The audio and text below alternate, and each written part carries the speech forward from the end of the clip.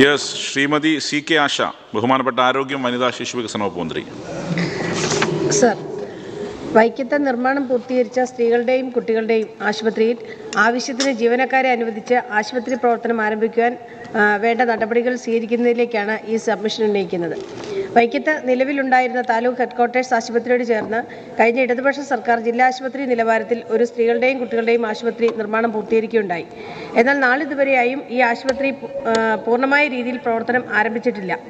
Medical, paramedical, technical, ministerial തുടങ്ങിയ വിവിധ വിഭാഗങ്ങളിലായി 125ഓളം തസ്തികകൾ നിയമനം നടത്തേണ്ടതായിട്ടുണ്ട്. എന്നാൽ നാളിതുവരെ 5 staff nurse, 2 pharmacist, 1 office assistant എന്നിങ്ങനെ ആകെ 8 തസ്തികകൾ മാത്രമാണ് അനുവദിച്ചിട്ടുള്ളത്. തീർത്തും പിന്നോക്കാവസ്ഥയിൽപ്പെട്ട സാധാരണക്കാർ തിങ്ങിപ്പാർക്കുന്ന വൈക്കത്ത് സ്ത്രീകളുടെയും കുട്ടികളുടെയും ആശുപത്രി അടിയന്തരമായി പൂർണ്ണമായ രീതിയിൽ പ്രവർത്തനം ആരംഭിക്കേണ്ടതുണ്ട്. കോടികൾ ചെലവഴിച്ച് നിർമ്മിച്ച ഈ ആശുപത്രിയിൽ ആവശ്യമായ മുഴുവൻ ജീവനക്കാരെയും നിയമിച്ച് പൂർണ്ണമായും പ്രവർത്തനക്ഷമമാക്കുവാൻ വേണ്ട നടപടി സ്വീകരിക്കണമെന്ന് ഈ സബ്മിഷനിലൂടെ വിനീതമായി അഭ്യർത്ഥിക്കുന്നു.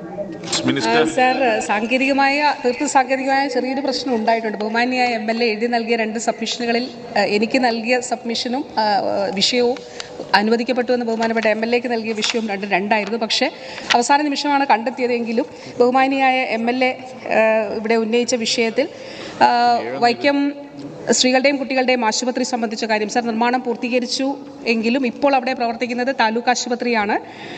താലൂക്ക് ആശുപത്രി കിഫ്ബി പദ്ധതിയിലൂടെ കെട്ടിട നിർമ്മാണം പൂർത്തീകരിക്കുകയാണ്. വളരെ പ്രധാനപ്പെട്ട ഒരു ആശുപത്രിയാണ് വൈക്കത്തെ സ്ത്രീകളുടെയും കുട്ടികളുടെയും ആശുപത്രി.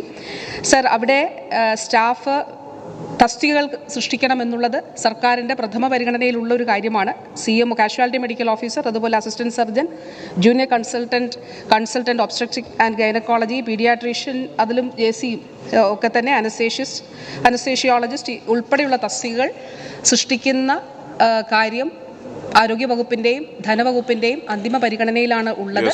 വൈകാതെ തന്നെ അതിൽ ഈ ആശുപത്രി കെട്ടിട അപ്പുറത്തേക്ക് മാറുന്ന മുറയ്ക്ക് ഇവിടെ WNC പ്രവർത്തിക്കുന്ന നിലയിലേക്ക് തസ്തികകൾ സൃഷ്ടിക്കുന്നതിനാണ് സർക്കാർ ശ്രമിക്കുന്നത്.